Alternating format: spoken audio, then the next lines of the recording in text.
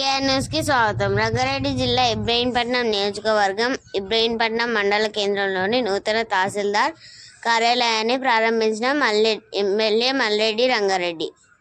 Ibrahimpatnam municipality 7,40,00,000 నిధులతో వివిధ అభివృద్ధి కార్యక్రమాలు. ఇబ్రహీంపట్నం నియోజకవర్గం శరవేగం అభివృద్ధి చెందుతుంది. ఇబ్రహీంపట్నం మల్రెడ్డి రంగారెడ్డి ఎమ్మెల్యే ప్రజలకు మరింత సులభంగా, వేగంగా ప్రభుత్వ సేవలు అందించడమే లక్ష్యం. భూ సంబంధిత సేవలు, ఆదాయ ధృవీకరణ పత్రాలు, కుల ధృవీకరణ వంటి సేవలు ఇక మరింత సౌకర్యవంతంగా, ఆధునిక వసతులతో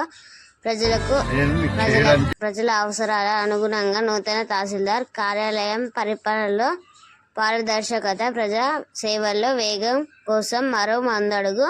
మాటలతో కాదు, పనులతో పాలన చేస్తాం అని ఎమ్మెల్యే మల్రెడ్డి రంగారెడ్డి అన్నారు. ఈ కార్యక్రమంలో ఇబ్రహీంపట్నం ఆర్డీఓ అనంతరెడ్డి, ఇబ్రహీంపట్నం మండల రెవెన్యూ అధికారి అనితారెడ్డి,